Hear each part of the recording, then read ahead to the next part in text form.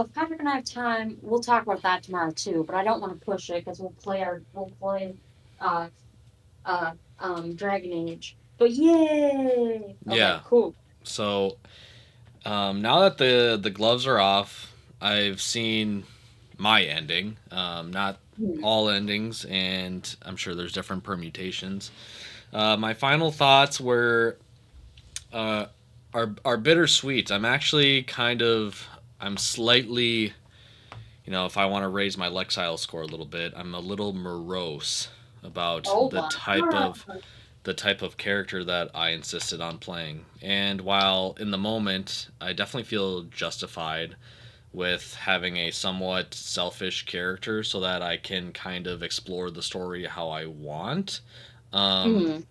when I got to the epilogue definitely gave me the feeling of like, man, I wish I had the best ending for all of my companions so that everyone's here and we're all partying and having a good time. Like that's really what I wanted, but my epilogue unfortunately um, did not include a Karlak.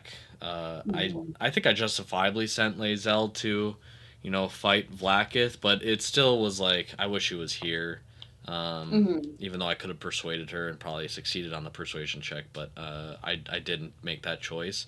And obviously, Asterion was there. Now, the caveat with Asterion is that if I played a good character, I don't know if my feelings or sentiments would still have yielded that Asterion stays in the party, but maybe things would have played out differently. I'm not entirely positive, but I still felt bad that I couldn't make it work based off of the decisions that I had made. I could have saved Scum to make it work, but with the decisions that I had made, it just wasn't tenable to keep Asterion in the party in that form. Um, yeah, I think that was like even when I was getting ready for the final fight, I knew my two that I was gonna have. It was like Lae'zel and Shadowheart, and Yeah. because those are the two that I've been rocking with, those are easily the ones that I have the strongest relationship with, and I think are arguably the best characters on the roster. Um, Mhm. and then when I got to that third slot, I'm like, well, really, technically, anyone can go here.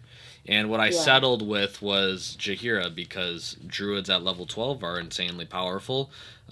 True. And not necessarily on like my favoritism towards Jaheira. Granted, Jaheira's plight with her children was very interesting. Oh, I Her love her. relationship with the Thieves Guild was also interesting, but it doesn't necessarily captivate me in the way that Lae'zel and Shadowheart did, just because I think Lae'zel and Shadowheart have the advantage of literally two whole acts before you can Right. really run Jaheira in a way that's meaningful. So that's not a slight on Jaheira. It's just the nature of how the story's kind of structured. Um, but Minsk is like, I don't know if I really want to run Minsk for the last battle. I don't know if I want to run Will for the last battle. That's another Warlock. I don't know if I want to run. Who else is there even? I don't know if I want to run Gale for the last battle. Like it was like buyer's choice. Like it could have been anyone. It didn't really matter. So that was kind of disappointing. Um, Another thing that was disappointing was I think the last battle, the final battle, when you get to the upper city, which by the way, I thought the upper city was going to be a place that we explore, not that it was going to be the final battle Yeah. sequence, I was which trying so hard not to spoil that for you. yeah, I thought that was actually going to be explorable, so I was like, Lower City. When do I actually get to the Baldur's Gate? But no, that's kind of the gig. Your Lower City is Yeah. Baldur's Gate, and Upper City will be where the fight goes down. Allegedly, Upper City was supposed to be playable at a certain point in time, but they just didn't do it. But that's neither here nor there.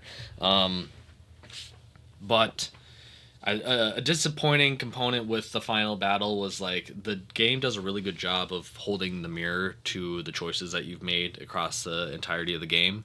The people that you've helped out, they are now allies in that final sequence, and they're in that. I don't know if it's a church or just a tavern or whatever the case may be, but everyone's in the room. It's it's it's like I believe it's a monastery that the Flaming Fist run or something like that. Yeah, yep. So that way,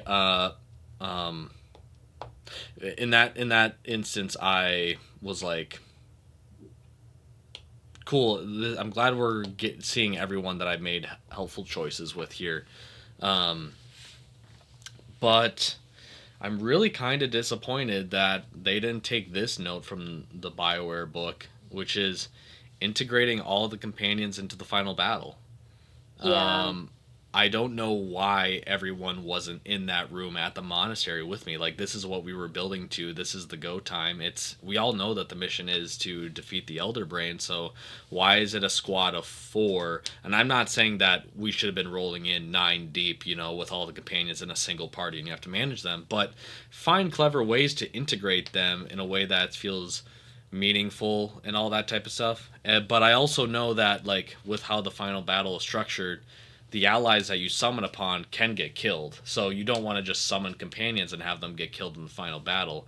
But I think there could have been a clever way of just like maybe Gale as a non NPC in the battle like casts arcane portal in and then casts like a 5th level fireball and bounces out or something like that. Or Asterion, if he's a rogue, he'll go into stealth, he'll stab like one of the Illithids in the neck, deal like 90 points of damage, and then bounce and disappear from the battle. Like, have it feel like your party's actually present even if they're not in your party. So that was a little disappointing for me.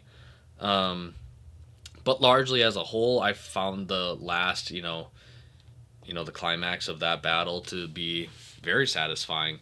I Mhm. really enjoyed Orpheus in the party. Super powerful, super broken. Full Illithid powers are pretty goaded, turns out. Yeah. I like how the game plays with our assumptions with Illithids because I'm gonna be honest. I thought, the Emperor, who we now know to be as Balder, um, Mhm. I thought he was playing the long con. I thought he was like, he is serving the Elder Brain, but in his own roundabout way that acts against the Elder Brain. Um, and so I thought that he was the op the whole time. So it was pretty obvious to side with Orpheus, but I thought it was a little bit of a leap that um, the Emperor is so against working with Orpheus or making a deal that he was like, "Yep, I'm joining the Elder Brain now." So smoked his boots, but I read up on it after the fact. Turns out you could have made a deal, but I just didn't figure out how to make that deal with Orpheus and the Emperor, which is kind of disheartening because Oh, it is possible? I Oh, think wow. I think it is possible. I thought I could have misread that, but I thought that that was possible in a reading that I've had where they could make a deal to be amicable. But I felt really sad that the solution to the using the nether stones kind of problem to the best of their ability was someone has to turn into an illithid. I think it is good from like the hero sacrifice kind of like story trope perspective, but I Mhm. hate that. I hate for my character to be uh, like, hey Orpheus, I know I just freed you and I've been using you this whole game to protect me from the Elder Brain, but now I need you to turn into an Illithid because I'm sure as hell not going to turn into an Illithid because my I don't know what character, I don't know who would want to turn into an Illithid for the final battle. It's like, no, I want to fight the Elder Brain as myself, Well, not as Squid Man. And so yeah. turning Orpheus into an Illithid just feels bad because I don't know, such a I have a deep respect for Lae'zel, so just talking him into it was like did make me feel uncomfortable. But I'm not turning into an Illithid, so that's another reason why I was like bummed out that I couldn't make it work with Balder because that was a free Illithid right there. He was ready to go, but the path to making the Emperor happy and making the Orpheus happy was not apparent to me in the moment. So that was kind of disheartening, but. Yeah, no, largely with the ending, or I guess I'll just continue talking about the fight. The fight itself was very fun. I liked how large scale it was. I liked that there were a shit ton of goblins, illithids, flying creatures, shit like that. It was like, it was it was quite a shit show. And at first I was like, oh, I can fight all these guys, but then I'm like, oh, looking at Nope. the action economy, you're supposed to use your allies here, kind of. But I almost like just was like, us four deep could probably smoke this whole all these guys, or not four of us. It would have been five with Orpheus, but I'm like, I'm perfectly comfortable fighting all of you guys at once. Like this is not a problem. But I was like, oh yeah, I should use my allies. So I was summoning those guys and summoning in some Harpers and the general from the House of Hope, and that was all pretty cool. And then all the stuff with like the Illithid cannons shooting down onto the map, Yeah. very broken, very hurtful, but very fun. But very fun. And then the Elder Brain fight itself, or actually no, the fight on top of the Elder Brain with the Psionic Dragon. That Mhm. was a little. It wasn't like super challenging, but it was a little challenging. I used Shadow Heart's Channel Deity to help make that easier. Um, so that helped the fight, but the game kind of glitched out at that point for whatever reason. The final battle kind of broke, but um, the actual Elder Brain fight itself was pretty, actually kind of. I don't even want to say well. It's in between underwhelming and whelming. Like it was very is the actual fight itself was like, oh, you're just gonna deal a shit ton of psychic damage back to me, and then drop some of these platforms. I thought that was a little lame, a little bit, but it is what it is. I almost wish like Illithids were chasing after us into the portal and like they followed us, but that wasn't the case. So Ooh. the Nether Brain, I should say, was kind of meh, but everything else leading up to it was pretty fantastic. But yeah, no, I was very moved by Karlach's death. I was Yeah. very upset that I didn't make it work for her because even though I didn't run her and I did the House of Hope so damn late that it was like there's not really a point to figure out a build because I'm right here. I'm at the end.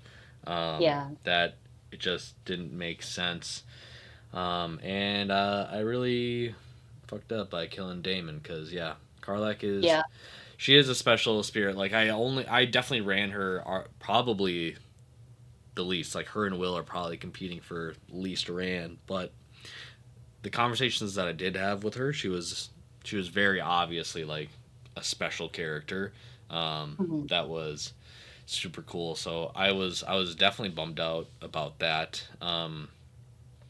And yeah, I wish I had like the super perfectly like peak like Paragon Shepherd kind of ending where everyone gets the happy ever after. Um, but I did not get that, and I paid the consequences. But overall, Mhm. very good game. Um, I don't know how to tell someone to play the game without, you know, the idea. I think a lot of people. I think I would have gotten more enjoyment out of it if I operated with the idea of like, for the love of God, do not try to do everything. But I don't know what current Patrick could have told older Pat or younger Patrick or past Patrick to be like to convince him to not do everything because I think the beauty and actually where this game strives is not even something that you can really appreciate on the single playthrough. It's the replayability and Yeah. the different permutations that you can have. And you don't understand that until you are on playthrough 2, playthrough 3. You're doing your dirge, you're doing your honor dirge, you're doing your maybe honor mode, whatever the case may be. Because that is like where a lot of the like there's a lot of magic in the campaign alone on your first playthrough. Don't get me wrong, but if you just pick a couple of companions to run with and everyone else is just kind of there, then just kind of run it up from there. Because I think you can. I think I've been conditioned by Mass Effect that if you don't do the loyalty missions, everyone's gonna die. So do Yeah. the loyalty missions. So I did everyone's loyalty mission when I didn't have the actual feeling of loyalty to some of these characters, and in that sense, I think I just got kind of burned on like, okay, on to the next thing, on to the next thing, on to the next thing. And granted, some of the loyalty missions they do make you feel like these loyalty missions are relevant to the main plot, but some of them are complete detours. Like Cazador is negligible into the scope of the story being told. Um, I think, and I think there was another one that I was like, this doesn't really play that big of a role. Um, I know Karlak Okay. has ties to Gortash, but even then, it was kind of like doing her mission is kind of almost negligible unless you just want her to die, which I didn't want her to die, but I couldn't do the mission because dude was dead. But in any case, yeah, I think my conditioning to go into every house, every chest, every box worked against me, and I felt just a little bit fatigued by the experience for sure. Um, Hmm. and I can't say how I would fix that because I don't know how to convince Patrick to be like, hey, try to get this game done in 70 hours and you'll love it a whole lot more. But you know, you don't know what you don't know, so it just kind of is what it is. It's not a regrettable experience by any means, Yeah. but it is a taxing one.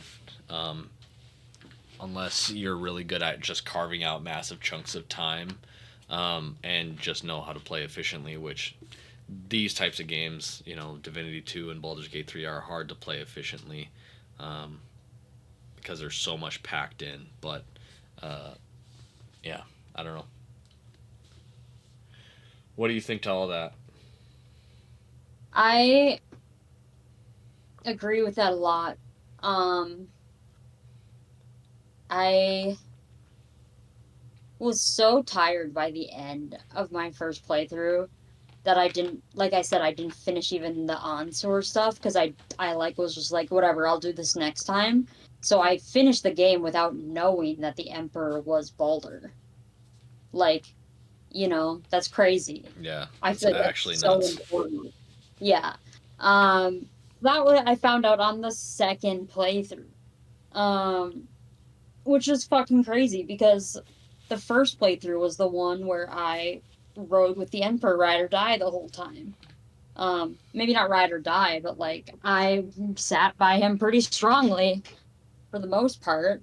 Um, and I also was unsure if I thought he was going to do a double cross or not, but I chose to stick by him, and so like he fights in the battle with you instead of Orpheus then, obviously. Um, and I didn't have anyone else like consume this stuff. I didn't turn actually, oh right, I was Paladin. I didn't even consume any of the worms. Which is like now that I know this and I've played the game again on a harder mode, but consumed the worms. Oh my god, it's so much easier. It's so much easier if you have those. They're Absolutely, so broken. absolutely. They're so broken. Some great Like you passives don't in there. know how much harder the game is if you don't eat any of them. Yeah, yeah. There's a lot of like just the passives of like Luck of the Far Realms. Oh, There's the Favorable Beginnings passive. yep. There's some really good healing, like Survival Instinct. Transfer Health is very useful. I used Transfer Health in the last fight. I just had Orpheus with his 150 health or something like that.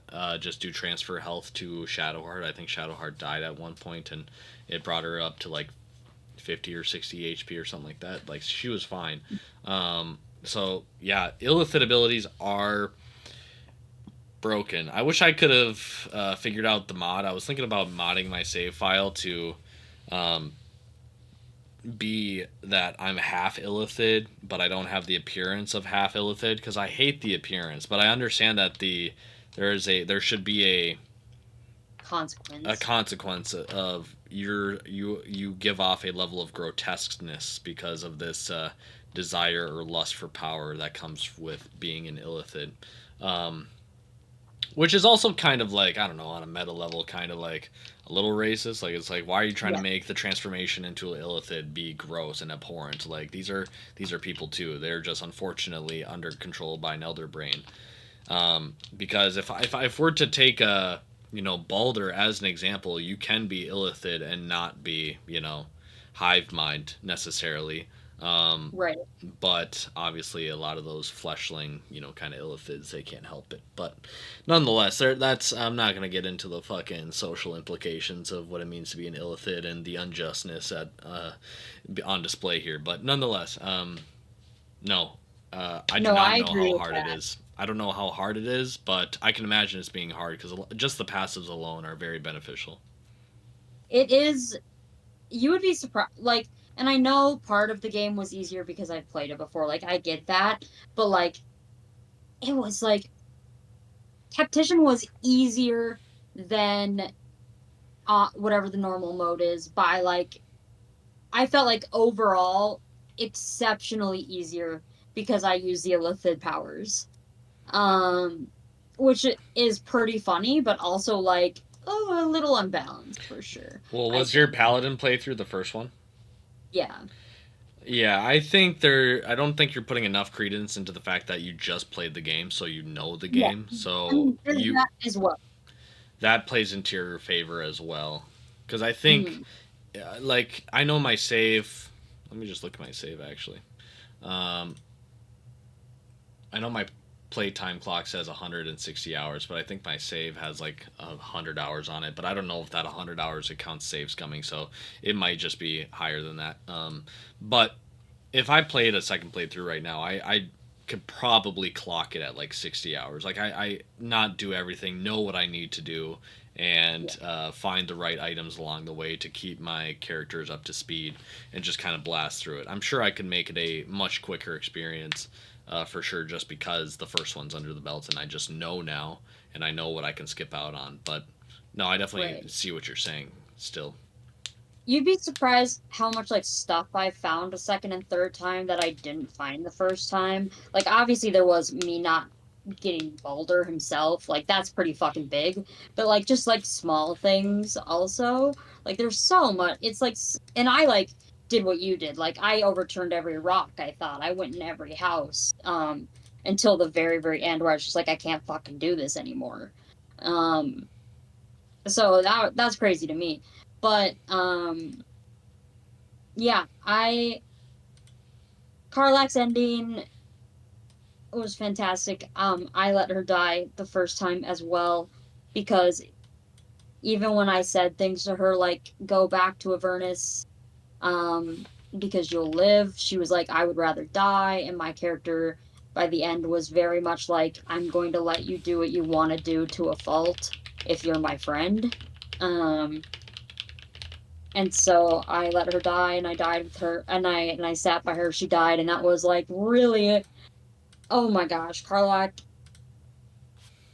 just like her scene, like with all the stuff. If you have her in your party the whole time, because she is just such a delight of a character, it makes how just sad her story is. Yeah, the Yeah, after I beat Gortash and you get the prompt to take Karlach to see Gortash's body, and that whole dialogue encounter is like, man, yeah, it's such a it's a such it's such a valid rage induced tirade yeah, that I can only really compare it to Lisa's row rant that was so iconic. Like, it's yeah. so. I understand you. I know where you're coming from. I wish I could do more for you. And if Hmm. I could go back and make certain choices, I would. Uh, but that's not where we are right now, and I'm sorry. Like, Yeah, it's like there's so much pain and empathy going on there that I yeah, Karlak is truly a gem, and I wish she was. I wish I should have just respec her out of barbarian. She just shouldn't. I should have just had two fighters, just rolled up with two fighters. But then again, I had Minx kind of as a fighter as well. And anyways, not the point. But yeah, I should have. done more to have Karlach in the party because Shadowheart and Lae'zel monopolize that shit for sure, with some situational swaps um, in Mhm. mind. But no, Like yeah, that. Yeah, it's not double edged swords. That's the word I'm looking for. It's a blessing and a curse of the game that, and the style of game that like every companion has so much like just like banter dialogue and just other fun things and like reasons to have them in the party the whole time, and you can't have them all in the party the whole time, and you are almost always going to end up picking one or two to run with based on like what your player characters statted out as well. Like if my player character was statted as a rogue, why would I have a Starian in the party, right? So, oh my and gosh, like you even if you weren't a Dex build, why would you have a Starion in your party? Let's be real. Oh yeah, don't even let me get onto it because like everyone's like, we love Astarion because like he was abused and like it's so sad.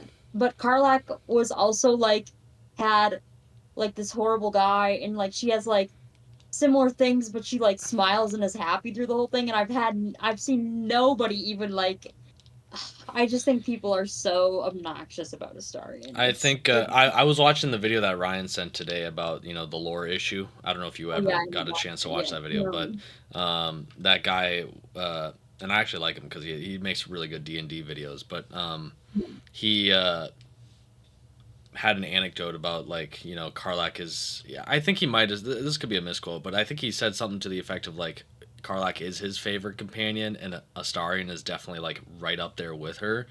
Mhm. And it was like, man, my my predisposition to Astarion and Karlach is just kind of night and day. Like I need to see the Astarion light. I don't know what the light is. Like if I strip you of just natural victim sympathy, Mhm. what is there to you to love and appreciate and empathize with and relate to and have a deep connection to? Because while I don't necessarily like, you can logically like with Gale, for example, and I know Gale's contentious for a multitude of reasons, but uh, Gale, it's easy to not feel. You don't get really much of victim sympathy for him because he kind of put him in that position himself. Granted, Yeah. misguided. You get once you get Right. that third Right. act Absolutely. information, he Yeah. wasn't given all the information he needed to make the appropriate choices. But you don't really give him that victim sympathy, so he just naturally, in the first act, you just naturally don't feel like you're just kind of just a dude because you're like you don't really perceive him to be a victim, and you also have Mhm. to facilitate his condition by feeding him items. But when you ignore the fact that he has this netherese orb in his chest and you accept that he is just a dude, he actually has a decent amount of just like likable qualities. Sure, he's a little horn bob, and he is like he needs to chill out in some of those cutscenes, but he is like actually someone that is more than Just tolerable, more than yeah. likable, someone that you could just hang out with. Whereas Mhm. Astarion, when I take out the victim sympathy, and granted, there's a lot of victim sympathy to be had, that character is such a crass non-contributor, um, that I'm just like, okay, dog, you're like kind of a turnoff. Sorry. Like you have interesting banter for sure, um, but I don't need your incessant disapproval and woe is me stuff. I'm sorry, and I think that might be a harsh take, but I don't know. I still come back to the first domino of that character being I'm gonna sneak up on you in the middle of the night to suck your blood, and Yeah. especially hearing how that played out for you in your playthrough, like, is just Yeah. so grossly intolerable that I'm just like when we're talking about like human rights violations and how it's like kind of a vicious cycle in some respects. I understand that, Mhm. but like it's like you're not going to get sympathy from me when you become when you're on the path of being the same monster that you so despise and you talk about so much. Um, Mhm. and I had to realize that when I made him ascendant. I thought that was going to fix all my problems, it um, which it kind of did in a way because I just killed all the vampires. And Baldur's Gate doesn't have a vampire problem, at least for the foreseeable future. But I don't like that it came at the cost of so many lives, and especially Astarians and all that type of stuff. So I don't know. I look forward to the day that I decide to replay Baldur's Gate 3, whether that's a dirge or maybe an actual good person. Um, and then I will say, just that it is so rewarding to play a good person in that game. Like, it is so I just, like, do not enjoy playing an evil person. I don't. Like, it's not fun. I think if I was playing co-op with someone, I would like it. But, like, the reason I can still appreciate Astarion and like Astarion in some respects, even though I had that horrible beginning with him, and it's why I, like, can't have a greater appreciation for him, that everyone else besides you. And also, sidebar, I really appreciate how much you have, like, took offense to what he did to my character. Like, you've held that since I told you that, and even though it's like my character and not me, like, that is, like, very nice and feels supportive. So thank you. But yeah, yeah, you want to talk about victim sympathy? Like your character literally was held down in the middle of the night, and the Saren's like, "Yeah, let me get that shit." It's like, bro. Yeah, no, it's just, yeah, it's not even a question. Like if that was, I already told you that. He attempted to bite me, yeah. or maybe he did bite me, and because I failed the first check, but I inevitably pushed him off. But I in that moment I'm like I am contemplating to kill you right now. But if I had for whatever reason by the grace of God decided to let him bite me and that he Mhm. insisted to keep on sucking my blood, oh my gosh, I probably would have killed him. I mean, I told you I killed him in me and Ibra's playthrough right away. Actually, Ibra killed him, Yeah. but then he wanted to save Scum and bring him back. But nonetheless, yeah, I just have no sympathy for like you lose victim sympathy by doing that type of shit. Like it's like Yeah. it's not it's apples and oranges, but it's like the same roadmap of like, oh, I was molested as a child, I'm fucked up, and now I'm gonna do this to kids. Like, no, that's not how this works, dog. You're supposed to work on yourself. Sorry that this shit happened to you. I understand this shit now. But you, unfortunately, as the victim, need to take the appropriate steps to make sure that you are good and you are okay so that you don't project any bad behaviors onto anyone else. And Asterion is the perfect example of someone that's not taking care of themselves. And Mhm. when we're talking about getting tadpoles out of our brain and saving the world, nah, dog, I'm not your therapist. I'm not your fucking babysitter. Fix your shit. I don't give a shit. Yeah. What was I gonna say? It's like his character for me, like, he did that to me, and I decided, like, to still tolerate him to see what would happen.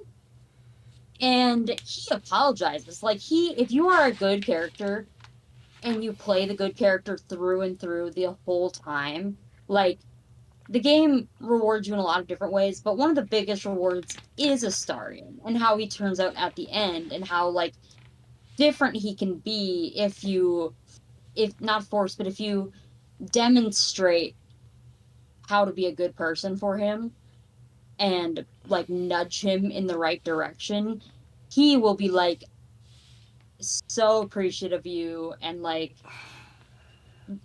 I didn't ascend him, clearly. I was Yeah. like, "No, I'm sorry, and you're better than that." Like, after all of this, like, you think you need that? And we killed, what's his nuts and set all the vampires free, which, like, does have domino effects that aren't as great.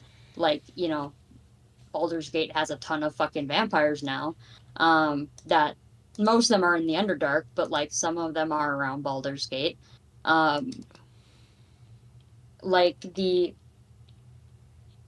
his character is so rewarding if you are a good person, which sucks because if you're a good person, you also shouldn't tolerate that right off the bat. Like, so it's Yeah. really It's an frustrating. interesting place to be of like if you want the best Astarian outcome, you have to like it's a good experiment for introspection to think about how much should you compromise or fold or bend or whatever the case may be for the purposes of facilitating someone's betterment or growth. Mhm. And I think in certain situations, that is a very interesting question to be explored. When it comes to a stranger that you've never met before and their insistence on sneaking up on you in your sleep and trying to suck your blood, I think it's very logical, rational, and almost expected to be like, that is intolerable, and I'm gonna fucking kill you right now. Or fucking leave forever, please. Mhm. But I think it's I wonder what the writers were thinking when they made that opening, having that being your one of your first dominoes with that character, um, because that is such a you're either in or you're not in, and I feel unfortunately because I'm using you as an example now. Yeah, Unfortunately, a lot of people that did want to see the good, what's going to happen with this Astarian character if I play a good character and all that type of stuff, mostly did so for the purposes of the meta understanding yeah, that this is a companion, they will be significant, and their character will grow. And if I play my cards right, they will become better than what they are currently. And unfortunately, real life is not Baldur's Gate 3, and some people do shitty things and have shitty pasts, and you can't just expect, you know, oh, let me stick with you and let's work this out while, all this shit's going on. So in that sense, it's like, I don't know. It's it's different because like when it comes to helping other people in their problems, Gail specifically asks you, like, "Hey, I need." He actually does. He struggles to tell you about his condition. He doesn't even want to tell you, and it's not until it gets bad where he's like, "Hey, I really need your help. I just need an item." We may all have like similar takes on Gale. If Gale in the middle of the night is just digging through our packs, and notice that your enchanted weapon is missing from your inventory, your special fucking hat is missing from your inventory, or something like that, and Gale is just chewing on a fucking hat in the corner, and he's like, "Sorry, I have a condition," and you're like, "What the fuck, bro?" Um, yeah, or similarly, if like Will is doing some just sus shit, he's just like fucking blowing up ant hills or something like that, and he's like, "I'm doing this for Mizora" or something like that, and you're like, "Bro, what the fuck's going on right now? Like, who is Mizora and why are you blowing up ant hills?" Like, um, this I don't want to like single out Astarion, but it's like how they handle Astarion's plight and how he uh, handles the deals with the emotional turmoil, the mental turmoil of that plight, as opposed to the other companions, is completely different, which makes for compelling conversation like this right now. But beyond that, I just I don't know. I don't know. I don't know. I which is like wish. Yeah. it's frustrating because Andy I'm won Best seeing Actor. Oh, anyways. yeah, that also that is frustrating to me. I think he was great, but It just it it's vindicates the like fandom, and it's like, dog, Asterian's fan stands do not need to be fed any more ammunition. Just they do not. let them be. Definitely think that should have went to. If anyone on the fucking cast should have gotten it, probably should have been the actress for probably Lazelle. She literally learned, she had to do the Githyanki language and had to be Yeah. a lovable bitch. Um, Mhm. and she does a great job of that. But that's neither here nor there. Lae'zel stands. Stand down. It's okay. We'll We'll get get him through next this time. together. We'll get him We'll next get him time. next Once time. Baldur's Gate 4 comes out and Lae'zel has conquered Vlaakith and she's Oh, ascended, we will be vindicated in that moment. And Astarion will still finally. be a bitch. He'll be dealing with Underdark problems. Yeah, stupid. Fucking dork. Anyways. Um, what was I gonna say? I don't remember. But like,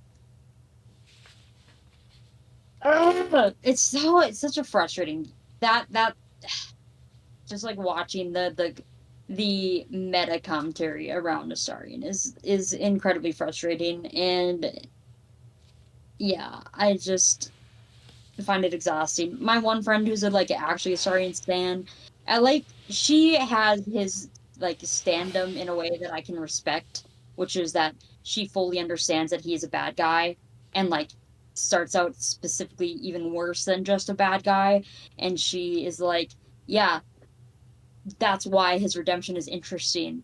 But he's absolutely never a good guy. Even if you redeem him, that doesn't redeem all the shitty things he does when he's a bad guy. And that's why I like him as a character. Yeah. Because it's interesting. And I'm like, see, I can respect you. You have a brain, Ruba. You're healthy. Uh, you're healthy. Everyone else, I'm like, what are you talking about? Yeah. Yep. Yep. I was gonna say, like, I don't know how many of like the other endings you want to know because you're gonna play it again.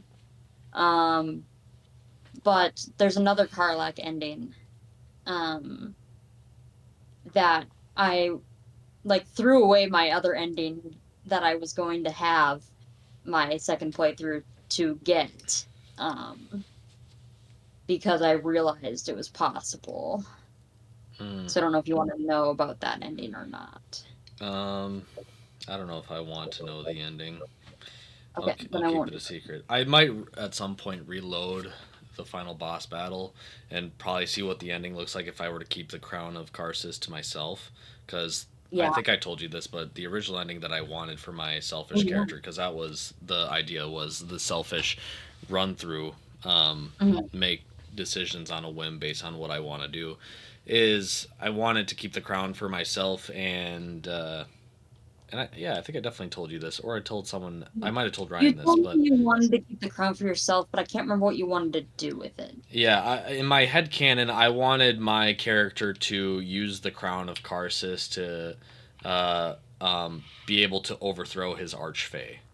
Oh, Um, right. Yes, you did tell me that's this. that's really what I wanted to do, because, and this is another nitpick, but again, the game is so vast and big, and it's hard to nitpick on everything because it's like they have to make your playthrough feel special based on so many different factors: class, race, decisions, Yeah. companions at the time, etc., etc. It's not an easy task to make this game, but as the resident warlock pro tag, I largely feel like the warlock stands out there are underserved by lack of relationship whatsoever with archfey, or That's with your patrons. And I know for first act, it makes perfect sense.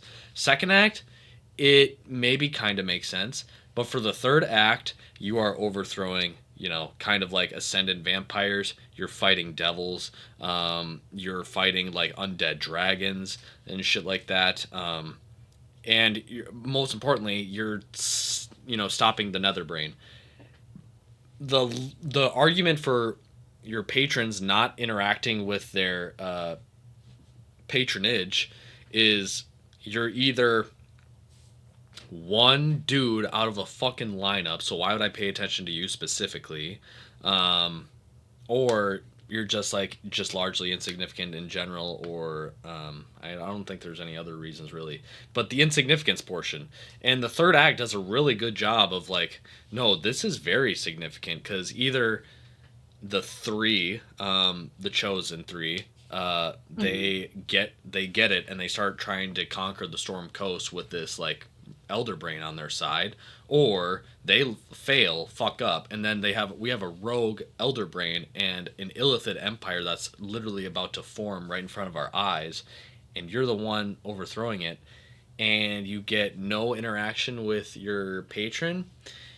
I'm not saying I Yeah. need a channel divinity divine intervention spell similar to clerics. I don't necessarily think I need that, but even if it was just one conversation with um, your fucking patron, Archfey. and it's just a conversation about like the choices you've made and all that type of stuff, and you bring up the topic of like because you did such a good job or something like that, or all that type of stuff, we could potentially renegotiate your contract, or you know. I have a job for you, or something that like leads to the idea that this relationship will go deeper in the future post game, would be very cool. And I think in that sense, like we were kind of underserved. But I guess you could make that case with clerics and paladins too, because they don't really interface with their gods per se. Um, so Yeah, I did find that, and yeah, as a paladin, it was weird that like I didn't even pick anything about my god. I had my oath, and that was it. yeah, Um, it's like the uh, IRS. You can't really interact with them, but they know when you're fucking up. Like it's like, oh, I'm an oath yeah, breaker now, but other than that, when I do a good job, you're not going to talk to me. right, right. It is like that's fucked up. It is like the IRS. I hate that. Fuck you. Um, yeah, fuck that. Good game besides that. Yeah, good Um, game, good game. It sounds like we're shitting on this game, but that's it's because because we there's like so it many so great much we're qualities. able to critique it like this. Yeah. If you spend $100 with something, you're gonna find the nitpicks with it. It's just the reality of it. Like, I don't know. Yeah. If I watch the same movie 50 times, I'm gonna be like, oh, I didn't like this line of dialogue. So, um, Yeah, I yeah. definitely I would say um I'm trying to think because there were other parts of the game that I was like, "Oh, I have to ask you about that once you finish." That you don't like I don't spoil anything on accident by talking about it, but I also have to think exactly all of those instances. Think about it My for a little bit. brain I'm gonna use the restroom. okay, have fun. Oh, Yeah, I'm trying to think if there's any other specific story beats that I really want to touch on in significance. Did you have a favorite act? um, I've thought about this a lot. I've thought about this a lot. Um, it's hard because, the conclusion is so fun. It's in it because, you get everything you built up, and so it feels like it weighs so much more than the other acts because of that.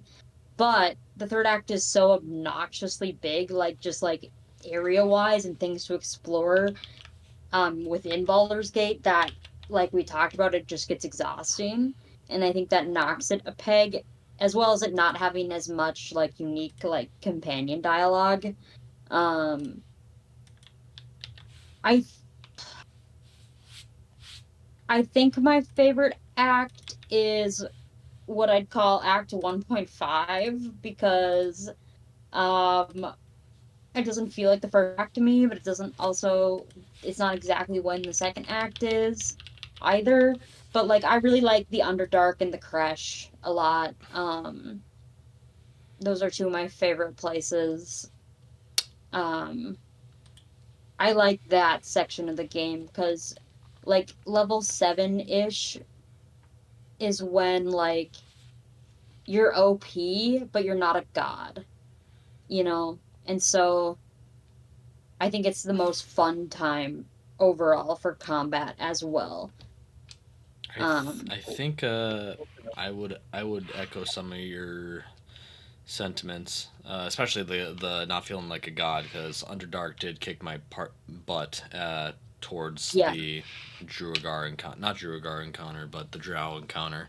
Um, but the crash was that might besides like obviously the epilogue or something like that, but the crash holds um, probably my favorite story moment, which is like Lae'zel's awakening that Vlaakith is not her. That might be yeah, my favorite story moment because it caught me so off guard. I didn't really anticipate it coming, and mostly because I don't understand Githyanki lore like that, and I would have thought that when it comes to the culture of certain peoples, I didn't think like Githyanki were going to be on the table to upend the complete understanding of their people.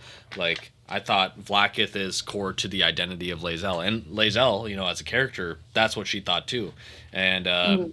and so when that gets totally upended from her, that's like a huge moment for her. It's a huge moment for me as like the reveal. I didn't see it coming. Like that is such a special moment, and that's like where I'm like, Yeah. man, where where is this Lae'zel love? And that's when I started resenting Astarion a little bit more, because I'm like, Astarion better have some fucking shit cooking.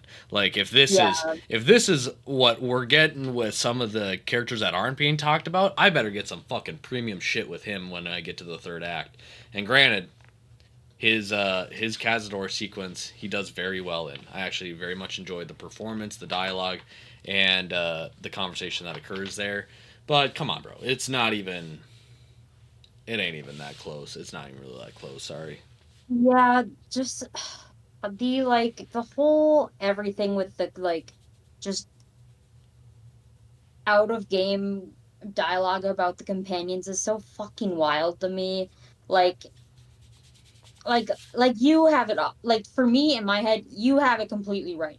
Like Lae'zel and Shadowheart are who I think are like front to back the most interesting characters. Like they start off incredibly compelling and they end incredibly compelling. They do a great job.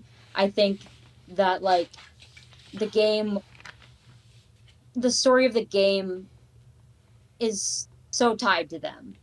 Um, I think Karlach is my favorite companion, but like I think Shadowheart and Lae'zel are like the best companions, if that makes sense. Yeah, that makes sense.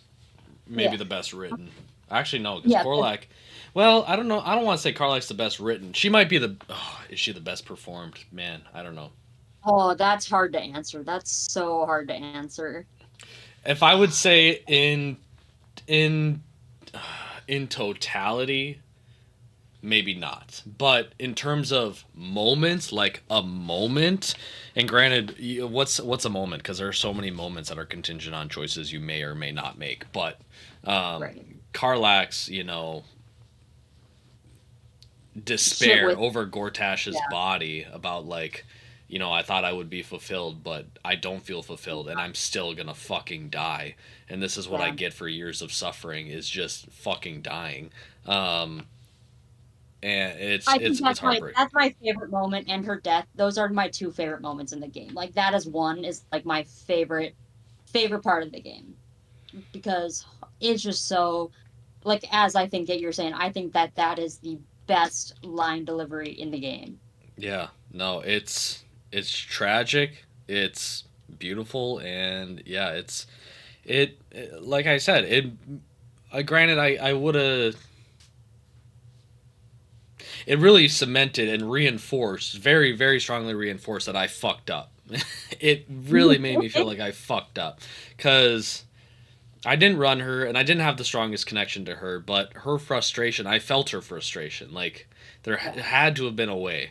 Um, and I knew there had to have been a way. Like, I knew, like, obviously as a player, I'm like, there has to be something going on with these infernal irons or these soul coins or something like that. And I fucked it up for myself. Totally unknowingly, which I wonder how much my Act 2 experience would go differently if I handled the Last Light In completely differently, because I didn't even really do much at the Last Light In. I showed up and went upstairs kind of right away. Mhm. So I didn't really talk to many people, trade with many people, so Oh yeah. I Oh just shit, I forgot you didn't even have Helson as a companion. I don't have Halcyon as a companion.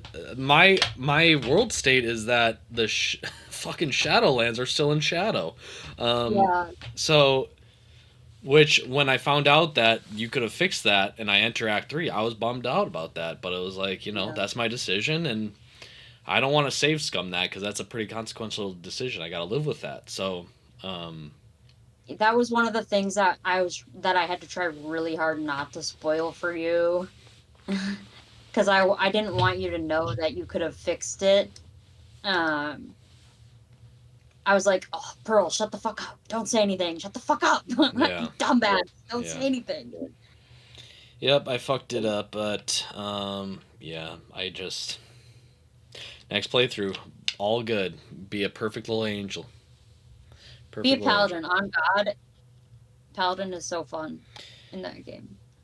I want to be a perfect little angel, but then I also kind of want to be like the fucking ascendant for Ball or something like that. Like just something super dark and nefarious. Like I just want to fucking kill some people at Baldur's Gate 3, walk up to that temple and be like, "All right, I'm him actually. Orin's not the one. I'm the fucking one." Uh You should something do like dirt if you ever whenever you play again. yeah, the backlog's plentiful. I can guarantee I that. know. Yeah. Yeah. I can guarantee that. But do you have a One favorite day. boss fight or encounter? Oh, so hard. You're asking the tough questions now because I have fights that I think were the hardest. And those come to my head right away because I spent so much fucking time on some of these fights. Um and I'll tell you which fight for me was the hardest fight in the game. And you're probably going to be like, "What? Really?" Because I think I remember you talking about how you beat this and I was like, "I'm so pissed." Because it's not that I didn't have the same idea. I did, but I couldn't play it out because of who I had with me. Um, I the fight with Balthazar at Night Song's Soul Cage. Oh yeah. Fucking Yeah, fucking hell. I felt bad on your behalf because you didn't realize it. Yeah. I and like I didn't realize like if you hit him off the edge, you'd still be able to get his stuff as well. So I was purposely trying to like not hit him off the edge. Um, Actually, I don't all know that if I kind of got his stuff. stuff. I just triggered the cutscene. I don't know if Oh, you get his well, stuff, but you definitely he you doesn't come can. back. He doesn't come back. I wonder if they patched that though, where he just comes back if you try to knock him off the map. Because I that don't know, but at the time, at the time you couldn't get his stuff if you knocked him off the map. And so I spent the time to not knock him off the map. Um, I don't know if I was under leveled or what, but he would always get first in initiative and then fucking stink cloud me yeah and I'd just be fucked. I'd be fucked. And every time I had entered that scene, like half my party was still like back on the rock, no, even if I got them all over beforehand. So I had to start it with them like not even on the platform and have to like spend a whole action to get them over there. And I was just so fucking long on that fight. So long. yeah. Um, I also believe you didn't use turn undead during that fight maybe. I thought because I did. maybe you did, but I remember like because we were talking about it. I think I might have live streamed the fight for you, but I used turn undead and had some of those fuckers just run away, Oh, and that way I could. yeah, that's because I'd respect Shadowheart at that point. So she didn't have turn on deck.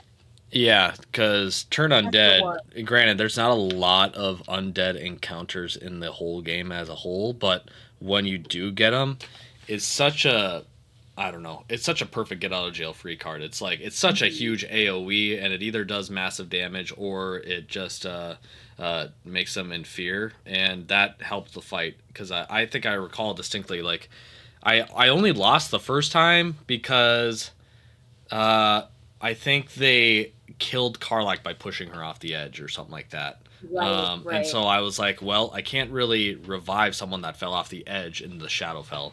Um, so I restarted, and then once I cast Turn Undead and a couple of good rounds, I just pelted Baltazar off the ledge, and then I just had some cleanup duty. But yeah, no, Turn Undead is such a I don't want to say it's a necessity because I'm sure plenty of people have beaten it without even using Turn Undead or thinking of it. But I did. it really changes the tide of that battle in your favor so that you can be like left alone for a little bit.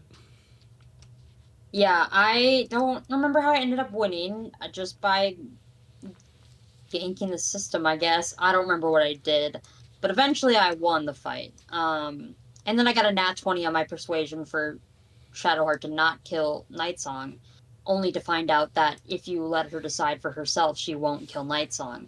So epic win for me. Um, It could be an approval thing that may make the difference. Like the decisions are the same, but how she feels about you may be different. no, apparently, from what I understand, if you don't say anything that whole conversation, you just pick to let her do it, she will not kill her. No, I know, but what I'm saying is like if you do persuade her and you convince her, Oh, that may help with approval as opposed to just letting her do her thing and make the realization that she doesn't I want to kill see. her. I see what you I mean. can't Yeah. I can't speak for what's going on a system level under the hood because that may be possible, that may not be possible. I'm not sure, um, Yeah. but I understand your frustration. That is kind of annoying, especially if the check is super hard. Um, Yeah. apparent. I think. No, go Oh ahead. no, so what you're gonna say? No, I you. was talking to my buddy Troy at work, and he told me that there's a part in the game where a character dies and you cannot avoid it. It just happens because the Mhm. check is so obscenely hard. And apparently, he said that Lae'zel died for him. So I was like, oh shit, how do you force Lae'zel to die? Like, what story beat is it that she dies at? Well, apparently, in his first playthrough, um, Orin takes Lae'zel and straps her to the altar. And Oh he yeah. he failed the check to I think convince Orin that Gortash is dead, and Mhm. because if you fail that persuasion check or if you mishandle that conversation, she just kills whoever is on the altar and that's it. Um, Holy shit. yeah, and then the boss fight starts. But if you handle the conversation correctly, she ignores the body on the altar and just starts the engagement. Damn. So Holy yeah, crap. he lost Lae'zel before the final battle because of that. Oh, that's fucked up. I'd be pissed. Yeah, I'd be so mad. yeah. So I was Um, very nervous for that, but I didn't encounter that yeah, thankfully. I'd be so fucking pissed. Oh my god. Some other fights in the game that like really stand out to me is hard. I mean, obviously the Raphael fight. Um, Yeah, Raphael's that pretty fight's tough. fucking hard.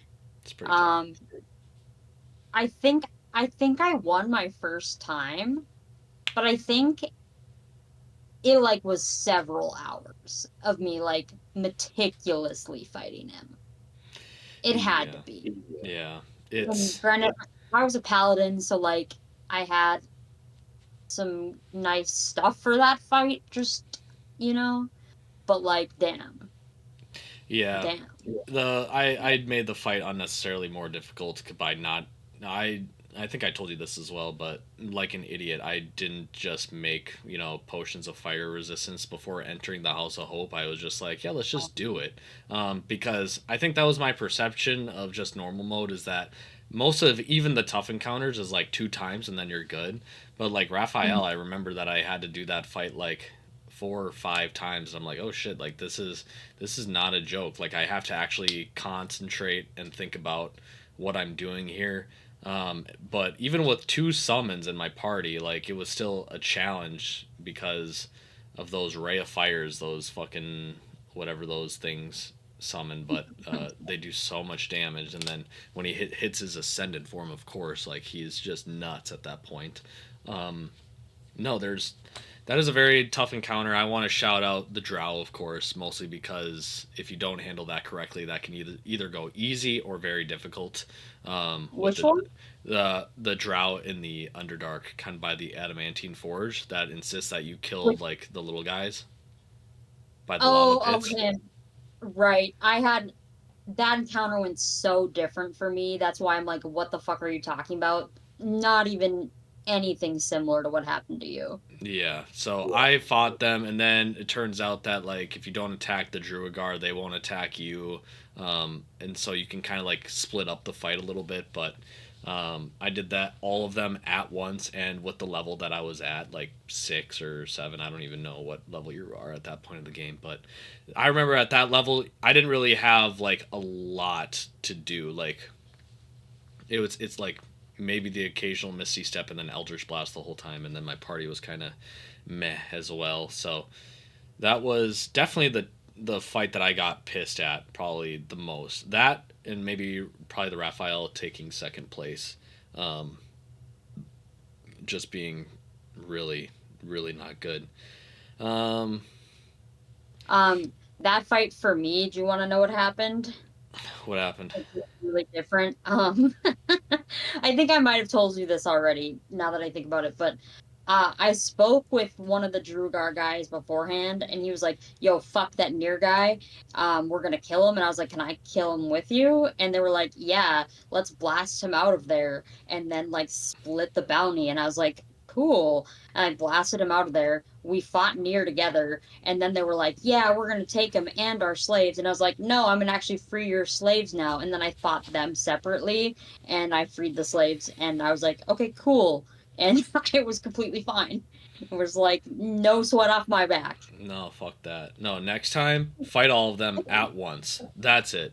That's it. You got to understand that pain cuz that was something else. That was I was like this is so unnecessary cuz this is such a random dude. Like this is such a not serious quest for the story that I'm just getting my shit rocked to. Um Yeah, I remember when you were going through that in game, and I was like, "What? I didn't even know what you were talking about because it went so different." Yeah, no, that was bad. Let's see what else was tough. I think like the monk Gith Yankee fight in the artifact was a little tough as well. They just kind of roll up on you and they're like, "Oh, how about stunning strike and flurry of blows?" And I'm like, "Oh, okay. Well, that Yeah, hurts my true. feelings." I remember I got so upset that I recorded what was happening during that fight because I was banishing them and then they were unbanishing themselves, and I'm like, Oh "That's yeah, not how you the spell did. works." Um, Yeah. so I sent that to you. What other fight was tough? I think the dragon on Hur is Oh, that pretty was hard. challenging. Yeah. I did not know what to do there, but I eventually got it. But even when I understood it, like it's a lot of lightning damage. Yeah, that was a hard fight. It was another one that I don't know if I lost the first time. I think I might have gotten well, no, I think I lost like right away, and then I might have like gotten through the whole thing the second time. But Yeah. even if I did, it was like meticulously slow. Like at the end, I was like healing myself with good berries type thing. Oh, Um, fight was really hard for me, and I don't know if it was for you because you didn't say anything about it, which surprised me because it was really hard for me even the second time. Was the fight with the Sharans in the House of Grief. gosh. Yeah, that was annoying. That was Mm. definitely annoying. What did I even do? That was like my strat. Uh, because I kept spamming darkness, um, and it was not fun. So this is when Illithid powers came in to help. Mm. So what I did was I had my Tav use Stage Fright, and that makes everyone Oh, in the AOE get disadvantage. And whenever they miss, they take 2d6 or 3d6 of psychic damage on a oh shit. fail. So I was fucking up a lot of people with that. Gale actually got his shit rocked pretty frequently throughout that encounter, and actually Lae'zel kind of did too.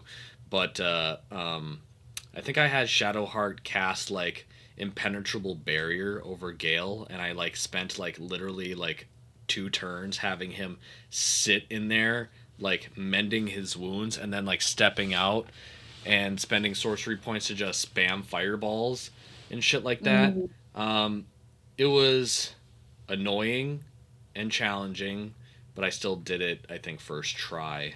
It was just how do I even cast like the level 3 spell where you like enchant an item and it casts light and all that type of stuff and it'll Oh yeah. dissipate the darkness, and then all they do again is recast darkness and it nullifies that spell, which I thought was very dumb. um, but oh well, I guess. No, that was definitely a tough fight, but I think I just got blessed. I also had did I think I had Shadowheart summon a Jin, and that Jin came in Mm. and he helped out a lot as well. Just he has like 48 5d8 like AOE, that like is like a Oh, drunken spell or something like that, where he yeah. like pulls people in. It CCs them and pulls them in, and then it makes them drunk. Um, Oh, that's nice. so yeah, I would be interested to see how much easier these encounters go for you if you don't do Heroes Feast and you do 6th level summons, because they the Deva 6th level summon get is a free opportunity to revive a companion because they just Mhm. automatically get that spell, and then the Jin gets like super great mobility and like AOE spells, and then the Cambion sucks. The Cambion just sucks. Um, It's the same Cambion that you get from the or the same level Cambion you get from whatever that thing that Will gets is, I believe. the thing is like when you fight the Cambions in the House of Hope, you're like, oh, I've summoned a Cambion before. These guys ain't shit. But for whatever reason, the ray of fire that those Cambions cast in the House of Hope, they just hit for like triple damage. Like Yeah. my Cambions do 3-3-4, and then their Cambions is like 14, 15, 17, and I'm like, what the fuck? Why am I dead? Yeah. House Hope's fucked up. Fucked up. What's another really hard fight for me? Um, oh, we've talked about the factory and how fucked up that place is. Yeah, Um, I especially because I didn't know what to do. yeah, yeah, it's not fucked up because it's necessarily like the fight itself is difficult. It's, do you want to save everyone? Do you want to like do this?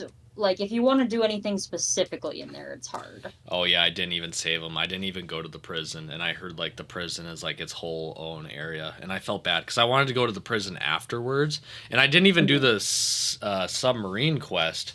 I wanted to, I found the submarine area, but I didn't do the submarine quest, Mhm. and I was pretty pissed about that because if you do the foundry before the submarine quest, um, the dude that like pilots the submarine leaves a note in that area, and he just like says, I'm retired, I'm done, fuck you, Gortash, I'm out.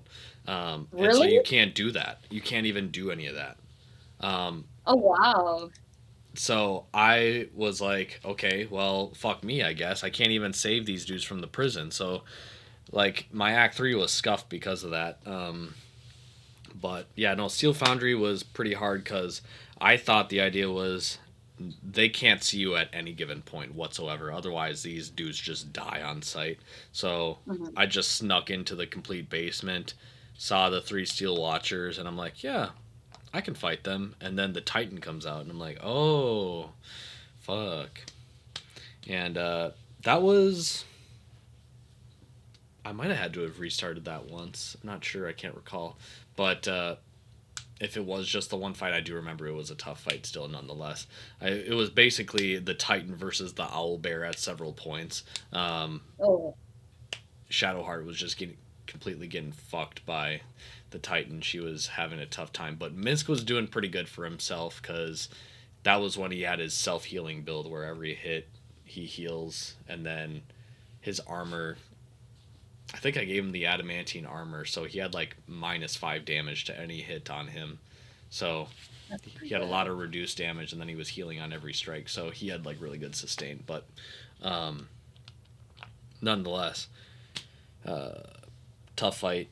Not the worst though. I'm trying to think if there's anything else in Act 3. Orin was not that tough for me. It was a little annoying, but it was still just a single fight. Oh, yeah, that's what I wanted to say was I actually thought I was upset. This was one of the few things about the game that like upset me was that the Orin fight, the Gortash fight, and the Ketherick fight.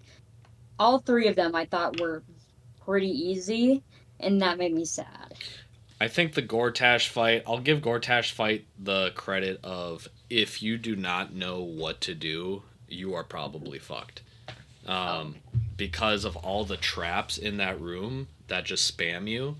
If you let it oh, take that long, it's fucked up. But if you know to disable the traps and you know to take advantage of the 1 or 2 turns that he has elemental vulnerability, it can be very easy. Because, like, when he had that elemental vulnerability, I was like, let me just see what I can do. And I just had my Tav cast Blight on him, and the Blight did 100 damage, and he just oh, dropped. shit. Yeah, so you can definitely fuck him up whenever he gets that elemental vulnerability. But if you let those traps just willy nilly do their thing, like you're taking so much damage from so many other sources. It's fucking annoying for sure. And even getting up to Gortash is kind of annoying too because of all of the black hand dudes that are just down there. Like that, I remember that hallway sequence being like taking a little chunk of time because I'm like, man, they're hard to hit, and then if you they have like the aura of fear or something like that that give you Oh yeah. disadvantage or something like that, and that was annoying. So um, Gortash is can be the easiest or toughest fight depending on how you do it. Orin is kind of middle of the road where that unstoppable feat that she gets every round is pretty cash money in her favor, and then her minions getting sanctuary is also pretty cash money in her favor. Especially because Gale was on the table, so I didn't really have a lot of AOE spells. Um, Oh right, you would Gale on the table. yeah, so no Gale for me, unfortunately. Um, but uh, yeah, Yeah, I definitely think Ketherick was Orin, pretty easy. Ketherick is probably the easiest one where I wasn't really tweaking much at all. which sucks because I think his fight was almost the coolest. Also, um, Yeah, not Ketherick's the so coolest, cool. but, like it was so cool. Just Moonrise Towers is one of my other favorite areas. Um, yeah, yeah, Act Two and Act One are so fun. Oh, the whole game is so good, except for the things I don't like about it. Those are bad. Yeah, exactly. Um, Couldn't put it better yeah. myself. um, but like stupid game. What was it? Oh, yes. That's what it fucking was. So I fucked up in the fact that what specifically was it that I did? Was it did I do the underwater mission? Was that what it was? No. Oh my gosh, that was not what it was. First of all, the reason Gortash was so easy for me was because it was the last thing I did before like fighting the Nether Brain. Like I saved him and Orin for last, and so by the time I did them, they were like a fucking cakewalk because I was the most statted out you could be with like things, and I was sad about that.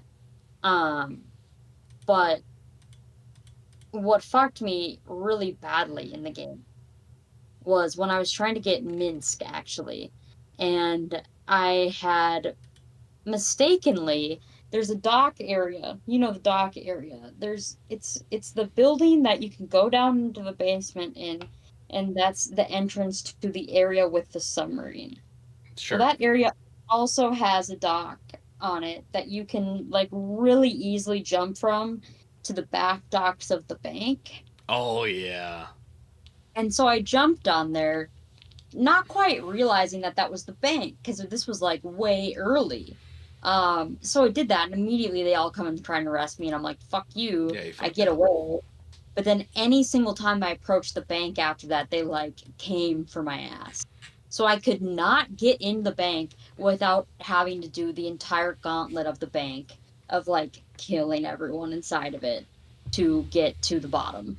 Yeah, no, And I that's yeah. fucking terrible. Yeah, yeah. I cuz I there's the you get the quest from the people at the water house about like investigate how this person died, you know, and it's something in the Mhm, water and you don't know it's a submarine. And so at the mhm. time I was like, okay, well, if it's something in the water, there's got to be somewhere around the docks that gives me a hint or a clue.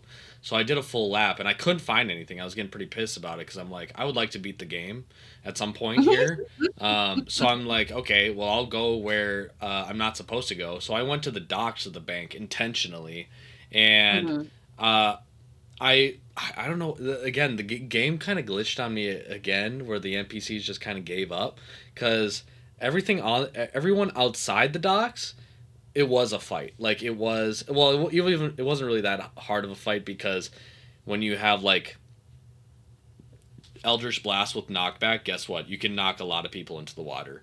Yeah. And Lae'zel's pretty broken, and an Owlbear is pretty broken to have on your side. But nonetheless, I did that part. That was a little tough. not really that tough. But once I got inside of the bank, those dudes were aggro, but they literally just were hiding behind the counter, staring at the alarm, not doing anything. So I just What the had fuck? Jahira just dive in with crushing flight and then just like do her roar, and they would just like run away from her and run towards me, and they were just fodder. Like the bank sequence was, because I did it with intent, I was like, this is like a Oh fucking yeah. cakewalk. But yeah, no, Gortash totally ignored the traps. I focused on him. Then all the traps decided to get cooking at once, and boom, 48 damage here, 50 damage there. All of a sudden, I'm like, well, why did my party fall apart? His like two minions and himself didn't even do shit. And then I like look and I'm like, oh, it's because I'm getting like grenades lobbed at me from every angle. So I wasted a couple of turns doing that, clearing out the traps and all that type of stuff. And even then, you can kind of throw the grenades at the other minions, or throw them at Gortash or something like that, and that makes it Yeah, easier. But I did a fuck ton of just like throwing grenades around in that sequence. I had I think I had one or two turns of getting hit by the grenades before I realized what was going on, and then it was just chucking. I was just chucking them everywhere after that. It was fun. yeah, yep. The chosen were accidentally like not the hardest bosses of the entire game. Unfortunately, I wish they Yeah. could have been a little bit more akin to House of Hope, because House of Hope it felt kind of optional. It kind of felt Yeah. like if you really wanted to, you can go here, but by no means you don't have to go there. Um, Mhm. but you just like trip and fall into like one of the hardest boss encounters with the best boss music in the whole game, and you're like, what the fuck just happened? I was just minding my business, and this incredible fucking song comes on, and changes my life, changes my whole life. And Um, then you're like, "Oh shit, it changed my life, but also now I'm just absolutely fucked." yeah, yeah, no, Raphael, such a So cool character. Such a cool character. true. I love him, and I love House of Hope. It's just one of my other favorite places in the game. I just Raphael's so fucking funny, and he's just so hilarious. Um, what was I gonna say about him? Oh yeah, you did you take the deal? I can't remember. I did take the deal. Did you? I mean, obviously you broke your contract with him. Yep. Did you like rip it up, like you know, and everything? What do you mean? Did I rip it up Like, like everything? did you break? Did you like actually take it and like destroy it? Yeah. Oh, okay, Yep. Once I you do didn't. that, like everyone in the hall is like, "You fucked up, They, buddy. He's coming." yeah, it's pretty funny. Yeah. No, I did that. I wish I could keep the pieces of the contract, just like frame it, be like, "Yeah, this used to be a contract with the Archdevil."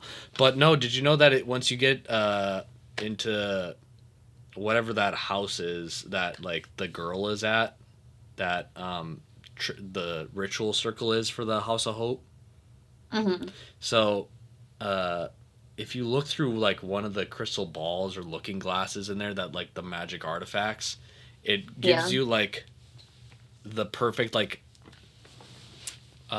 button on the Raphael fight, because the narrator will describe that after you defeat Raphael, you'll see him being consumed by Mephistopheles.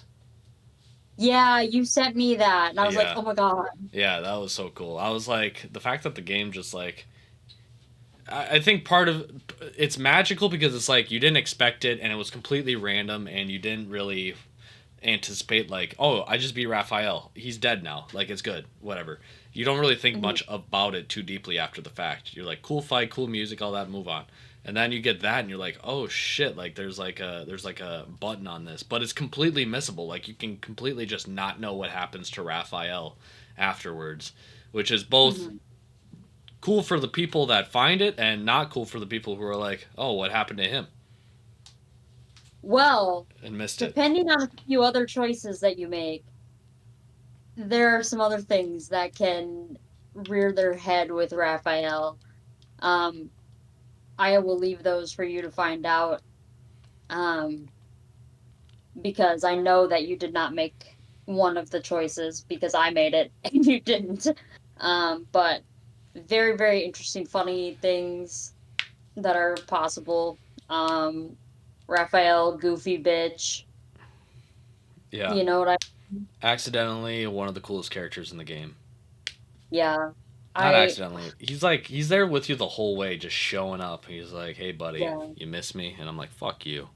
Um, yeah, but I did a little bit because you're funny. yeah. You're funny and you're charming and like you're thoughtful, but like in an evil way. They're everything that the girl he's everything that the girlies think Astarion is. Actually, that might be a base take. I need to think about that a little bit more, but that might be based.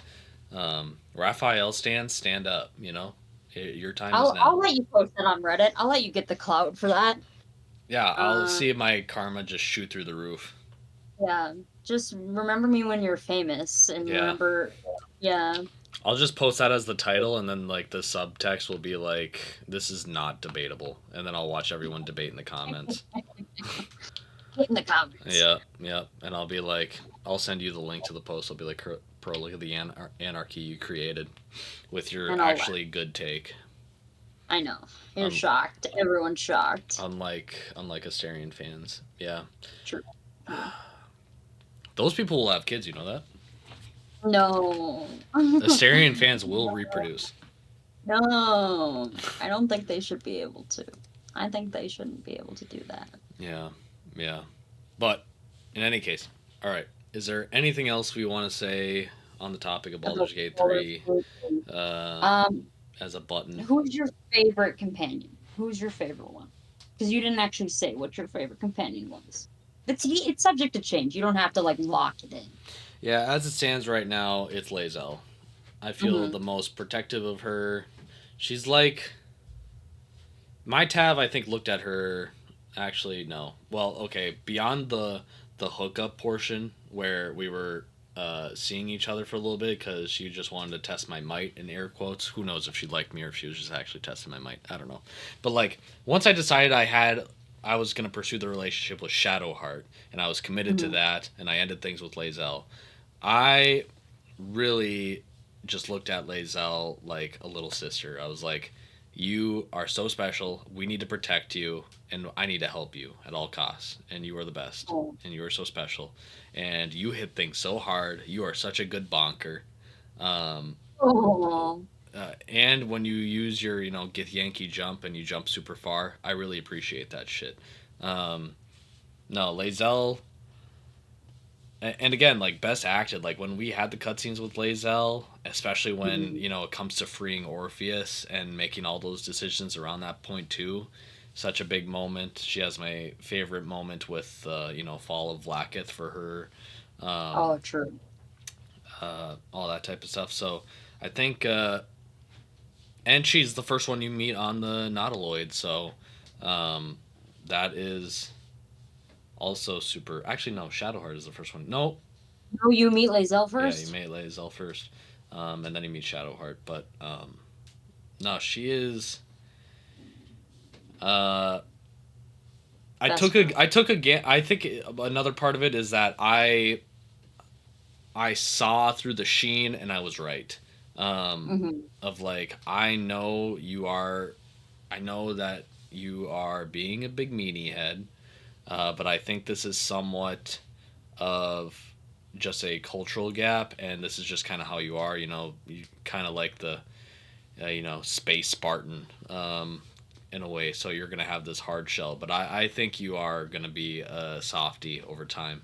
And sure enough, she is a sweetheart at the end. I like my Tav made fun of her when I said in the epilogue when you know you realize that the key to saving Lae'zel's people is Lae'zel has to lead a mission of diplomacy, and she has to actually talk her way through a solution. And she's like, "Yeah, uh, I wouldn't have She's thought like, yeah, this is." fuck you. Yeah, exactly, exactly. So no, Lae'zel is super special and my favorite for that. I think Shadowheart also is basically neck and neck with her. Hmm. I sympathize so much uh, with with the plight. The amnesia trope is such a trite thing, especially in video games. But I like that Yeah. it was done very well here. Um, uh, and yeah, she's just I don't know. She's super solid. Like all the Char business. I like the Night Song business. Uh, yeah, no, I think Shadowheart is great and tragic also in her own ways. I think Karlak would like get the special shout out of like most impactful for the least amount of time spent with. Yeah. Um, Will arguably has the coolest quest with the Mhm. third act being, do the challenges uh, below Wormrock Castle and then fight the dragon. Like it is Yeah. such D&D fucking shit of just puzzles and then mega boss. Like that is D&D to a T. And the reveals that came along with it was pretty incredible for a side quest, seemingly. Um, Yeah. so uh, I think Will's like quest is underloved in the community, at least on Reddit. I agree. No, he love across the board for sure. Yep. I would shout out Asterion for being most divisive, most complicated, probably. Um, well, I guess most complicated if you choose to love him. Um, I think it's not complicated if you choose not to love him, but I think Asterion has brought up like for better. I think he's brought up, you know, like I called out earlier, what do we tolerate for the purposes of bettering someone else, Yeah. especially if they're a stranger, but obviously they become a friend over time, so or Sarian becomes a friend over time, so it becomes a little bit more tolerable. But um, let's see, who else do I want to shout out in their own way? Jahira for being such a old badass. She is an I old love her badass. so much. Oh my Shout out god. to her. She has such a cool personality. She is the cool mom. Well, her Yeah. kids don't think that, but I think that, and that's what They counts. don't understand her like I do. Yeah, they haven't spent time with her like I have. It sucks for Yeah. them. Um, but no, Jahira is super cool. I like her Thieves Guild stuff. I just wish I had more time with her, and I wish I didn't kill all of her Harpers. That was my bad, and I haven't told her about that yet. So the fact that the game let me get away with that, I think, is pretty incredible. I think that's fucked up. Yeah. Uh, no investigation was made at that point. In fact, none of my companions that were there on that mission have snitched on me, which I think is pretty awesome as well. Uh, That's Minsk. crazy. Where do I even start with Minsk? He's everything I want him to be and more. Matthew Mercer, funny He's character beautiful. incarnate. He's beautiful.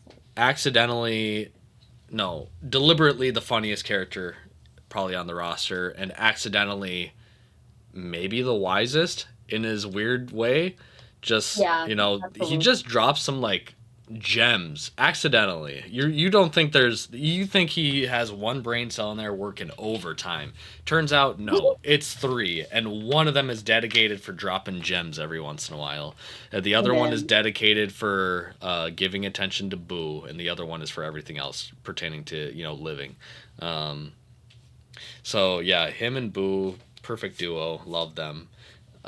Wish I had more time with them as well. I wish they this companion is not only entirely missable, but like if you decide to do Jahira's stuff towards the end, you literally get Minsk for like a mission or two, Yeah. and then you go into the final fight. So wish there was more Minsk stuff, but I like that the game breaks standard RPG norms by like saying like you don't get all of your companions at the beginning of an adventure. Like you're gonna meet people along the way that may or may not join you for the ride. So I like that stance and premise. In practice, it's frustrating because I want more time with them, but Mhm. it is what it is. Um, Gale, most improved. He probably wins most improved award for me. I really was not. I was not a hater of Gale never was. But I was kind of like, all right, dog, you don't need to make a move on me in these cutscenes and all that type of stuff. And I also think he's just not the cooler wizard because Elminster shows up, and Elminster is perfect in every way. And I wish Elminster was my That's true. companion. But That's also fair. Elminster can do no wrong, so I understand why they had to put Gale in. But but Gale, when we get the truth about from Minthara about how Gale was misguided and he didn't have the whole Tara? picture. Not Minthara, sorry. With not Mistra. Mizora, Mistra. Gosh, a lot of M Mistra. names in this game. What's up with that? Fix that. I don't think I got this dialogue. Yeah, no. When Mistra basically says like, "Dog, you have been, you got fucked over by the Karsus weave, not the actual weave, buddy." And then she's like, "You realize that one of the reasons why you're not blowing up right now at this very moment is that you've been siphoning off me, the actual weave, to survive." And he's like, "Holy shit, I did not know that." And then she's like, or he's like, he admits to himself, he's like, "I was such a fool. I was a fucking idiot. Like, I should have just been patient and known better, and none of this would have happened." And, Mhm. Mistra, granted, she is, as Ryan put it, a groomer. Yeah. So take all of her words with a grain of salt, but she ends the conversation with like saying like essentially saying like, yeah, you did make a mistake and you did fuck up, but your probably biggest fuck up was just not realizing that you were enough prior to making that dumb decision. Like you were good enough, Gail. And when she said that to him, how that made him feel, and then how that made me feel, I'm like, man, I got to do my boy right. And that's when I made the decision that I got to give the crown of Karsus to him, because I'm like, look, man, this is the perfect alley oop for redemption for him. He deserves, the best and all that type of stuff. So let's give him, this moment, and then he can become a professor at like Blackstaff College or something like that. I forgot what the college's name is. Oh, he becomes a professor.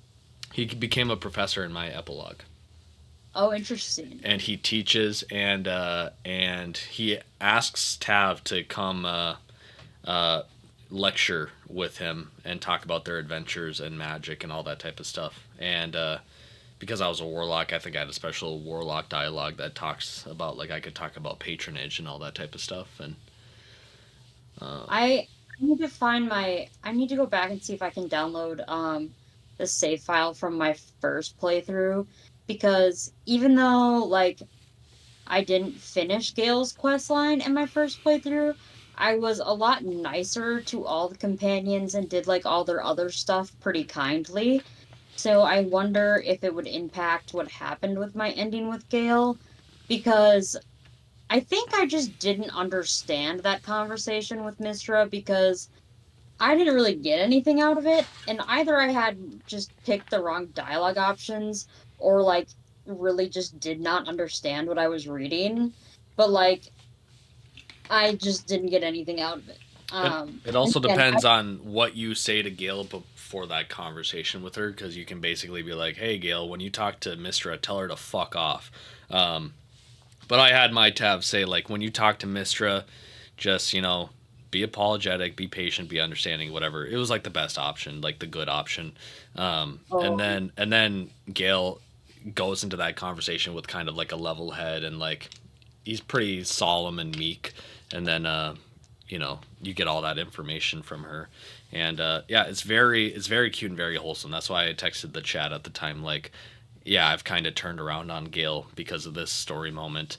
But I didn't want to spoil it because I think I interpreted that when you did your first playthrough, you kind of like discarded Gale and you didn't finish his stuff. But I it seemed didn't. like you Yeah. did do his stuff, and you said that in the chat.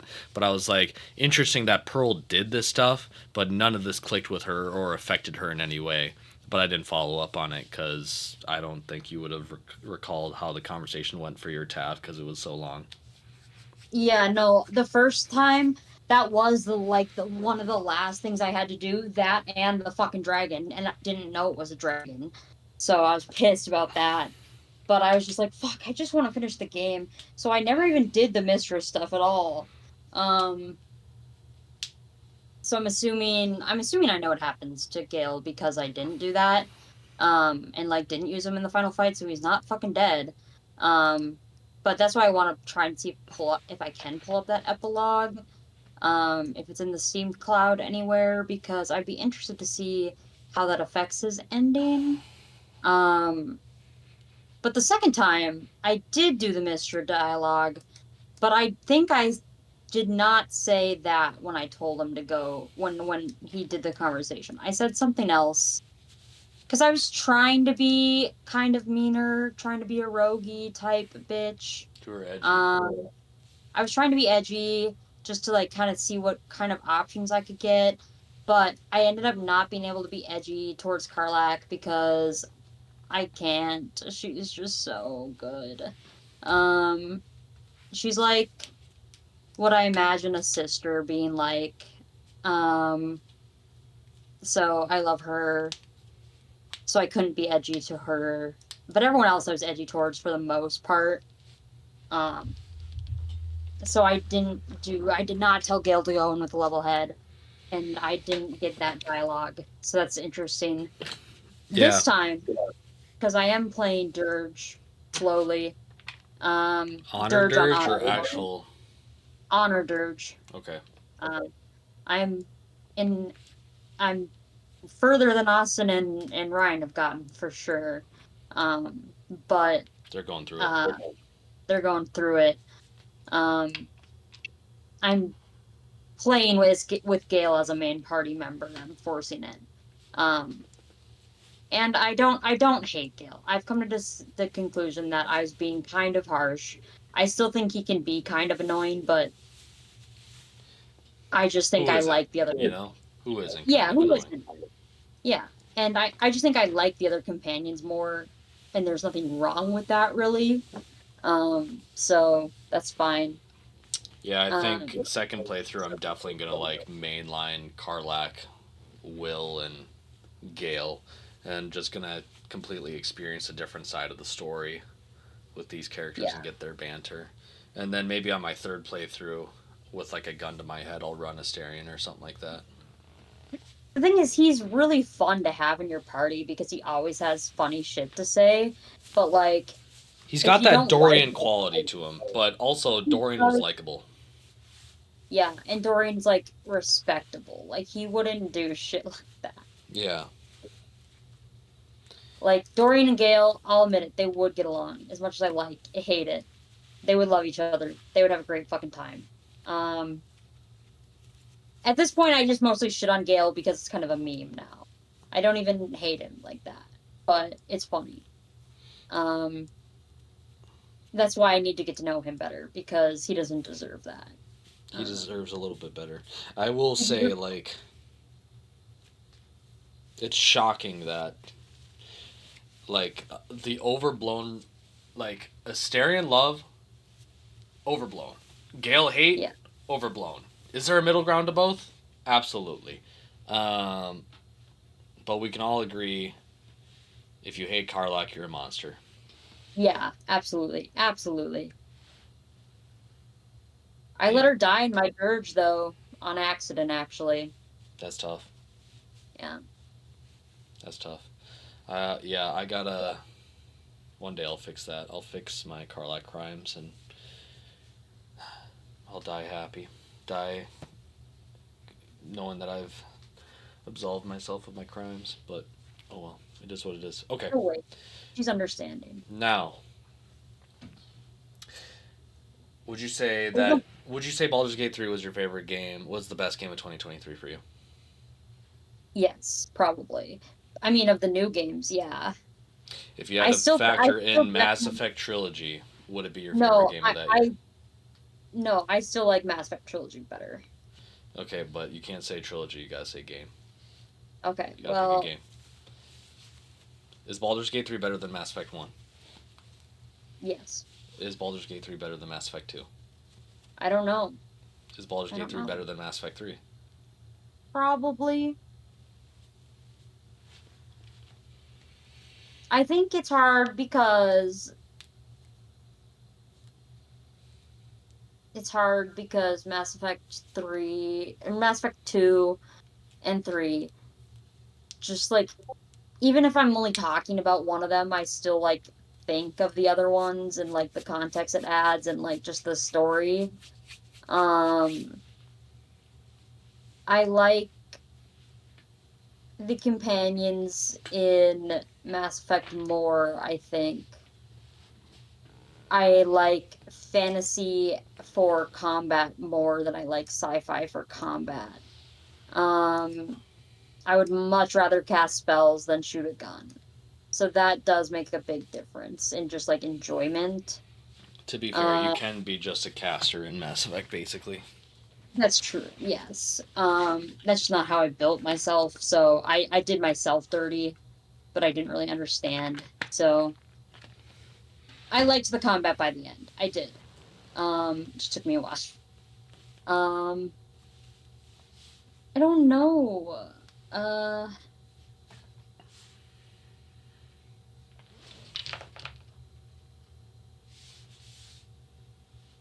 because now it's even becoming a bit since I've played Mass Effect. I think on principle, I have to say I liked Baldur's Gate more because I've played it like 3 times, but I know part of it's also like really situational because I never felt like um I never got comfortable in my apartment last semester, and so like I never felt like I could like get comfortable doing anything, and that was part of the reason I played it over and over was because I was just like I don't want to start anything new, and it was a whole thing. Um, so I don't know. Yeah. I, So.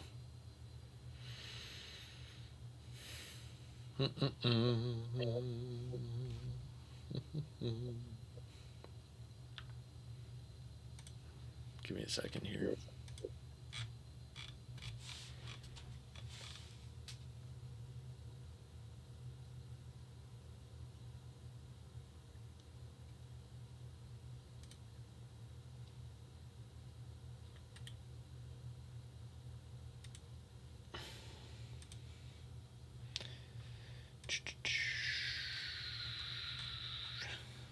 Where can I search?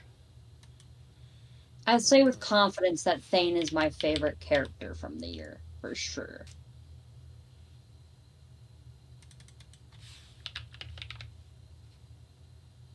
Like that's easy to say.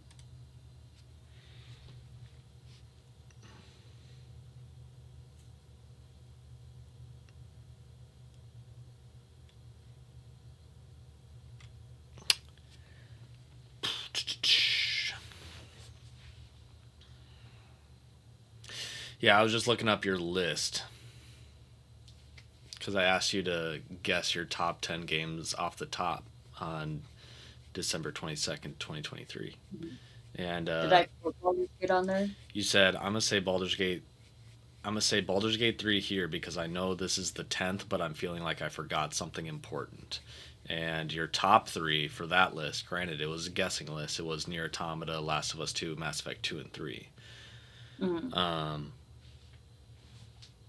So I'm not saying you're conflicting with yourself or contradicting yourself, but it feels like you're contradicting yourself, which is not my way of saying you need to have an answer, a definitive answer now. But I do remember you had Mass Effect 2 and 3 high up, but you also, I know that you, like you said, you played Baldur's Gate 3 times. I also think it's easier to just like start over one game than to start over a trilogy of games, despite the one game being bigger than the trilogy of games. Absolutely, yeah.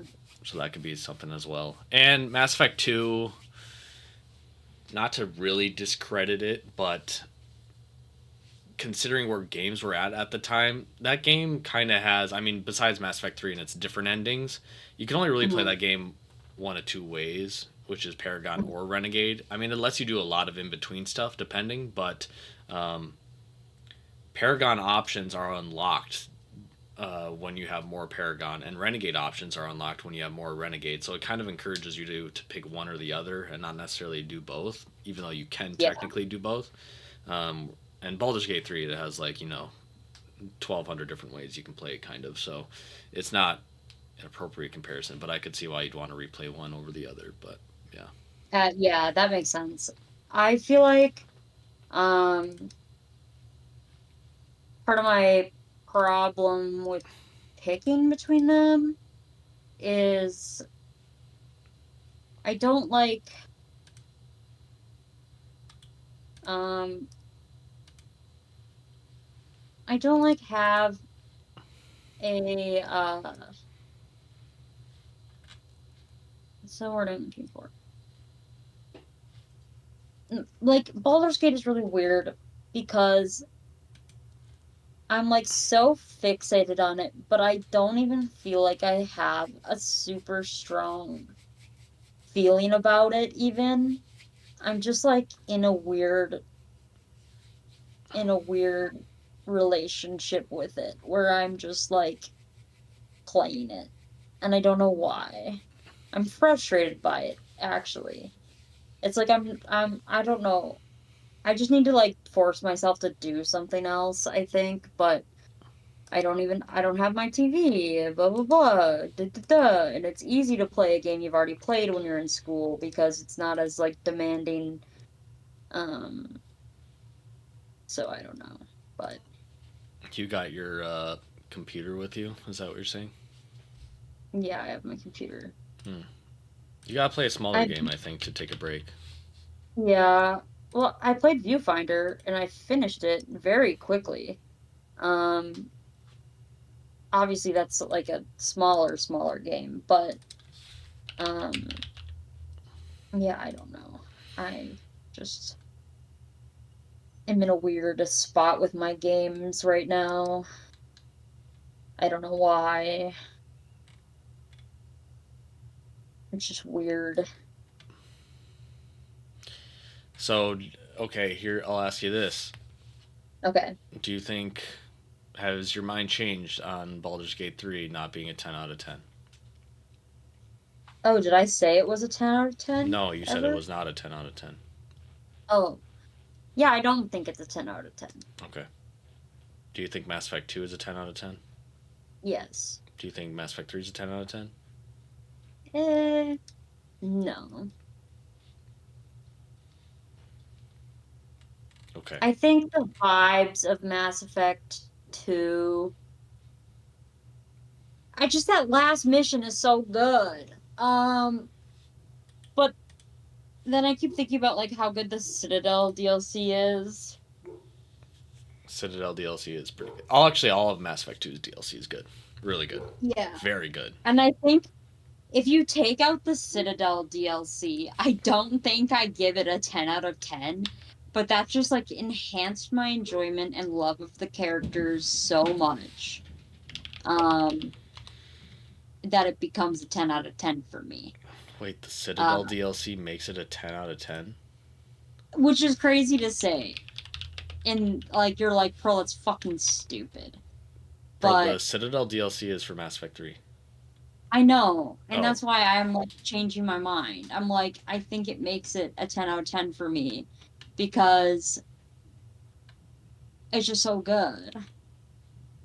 And that's why I'm having a hard time because I feel like I'm taking my feelings about Mass Effect 3 and also applying them to Mass Effect 2, which is why I always put them together.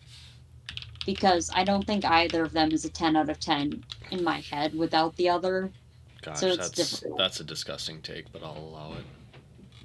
I know. I know. Overlord, Lair the Shadow Broker, and Arrival. Oh, Yeah, yeah. you're right.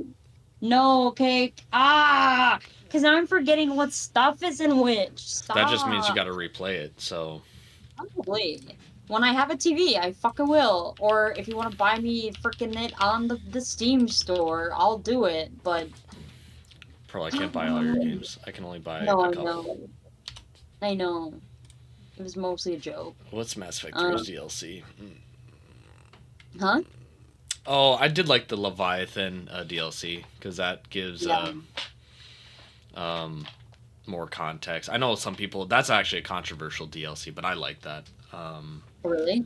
Yeah, people are of the strong mindset that um, let the Reapers just be the Reapers. Don't like base them off of a sentient, like super advanced organism that's hidden in the universe.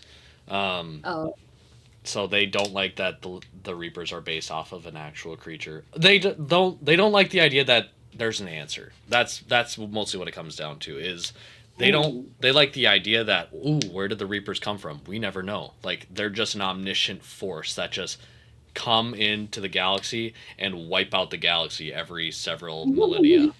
And people like that, as opposed to, yeah, they're based off of like a hyper advanced space squid, but alas.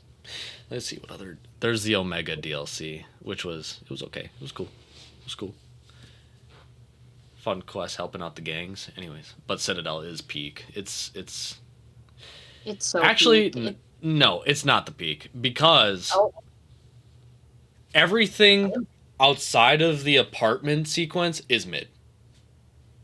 It's just the apartment thing that we like, and we have to okay, that's remember that it true. comes with Okay. everything else. Yeah, you're right. You're right. You're right. You're right. You're right.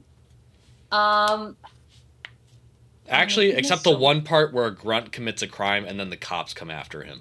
Yeah, that's so fucking funny. That part. Besides that part and the apartment, everything else is kind of mid. But that part is so funny. Grunt. Grunt gifts. Grunt gifts Best. unite. Grunt gifts unite. They're the best. He's so good.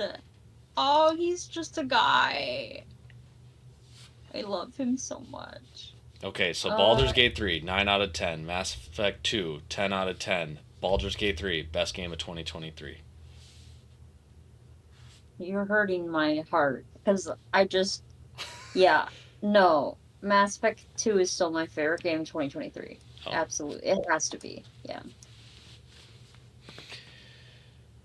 I still think Baldur's Gate 3 is kind of a 10 out of 10. It's just unparalleled at what it does. It Yeah. For the amount of times it fails, it roaringly succeeds everywhere else. Um, it is a masterpiece, but that does not mean it's without its fault. Um, Yeah. we're all masterpieces in our own way, but we all have flaws. You know, that's just the nature of humanity, anyways. But yeah, I still think it's a 10 out of 10. And this is coming from the person who did play Divinity 2. So I would like to see if your opinion changes or doesn't change depending on My uh, divinity. your Divinity 2 experience if you decide to hop into that. Because it does take a lot of departures from Baldur's Gate 3 not being a 5e system. It has a very interesting action economy system as well as a Mhm. armor system. But nonetheless, what else is there to really say? I was also going to say, actually, I should look at uh, my games that I played in 2023, but I was going to shout out.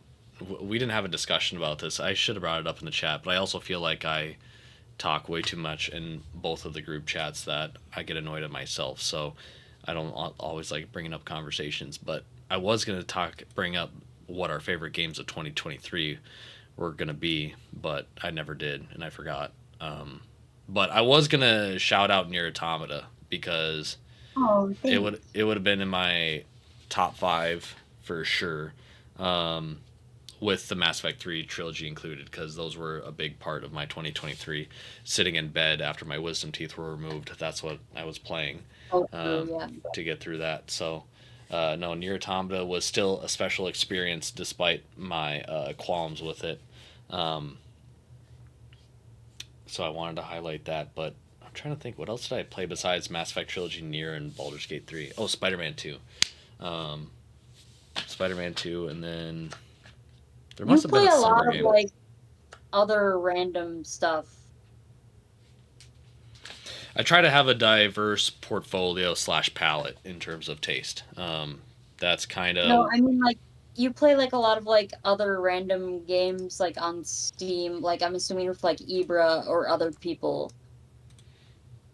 I wonder if I Like you could. have like 300 hours in Civ. I do not have 300 hours in Civilization. You do. Let me go to my Civilization account. I'm like 90% sure that's right. If it's not you, I don't know who I'm talking about. Oh, it is 220 hours. Okay, so this is where I be honest with you. I got my Steam account from someone. Oh, okay. My mom's best friend's brother was deciding that he was going to be retired from games, and Uh-huh. so he like gave his PC to me in 2016. Um, and that was my very first setup was his PC that he gave me, and he gave me his Steam account with it. Probably one of the Oh. coolest gifts, if not the best gift ever. So I have a lot of games with my Steam account, and I haven't played them. I haven't played these games. Like there's a game on my Steam that's 7 Days to Die. It says that my playtime is 60 hours. I am not a single minute of those hours. Okay. So yeah, I don't play a lot of games, but I wonder if I could sort. I wish I could sort by recently played because I don't play that many Steam games. It's a lot of Overwatch, but I'm trying to think. What did I even play in the summer? Did I even play anything in the summer? That's the question. This makes a lot more sense now. Yeah, Everything's coming together. yeah, Everything that I didn't understand, now it makes sense. Because I'll see games and I'll be like, Patrick's played this? Really? yeah. No, I didn't. I didn't play that game. It was a lie. It was a Damn. lie. I wonder if I could see my Steam Wrapped again, but alas, yeah. I don't know what I played in the summer because I after Mass Effect 3 and before Baldur's Gate 3, there's like a blank spot of like, what did I play? Um, oh well, doesn't matter. I know what I did during that time. Homework. School, summer school, Yeah, and work. it's gonna bother me. Hang on, I gotta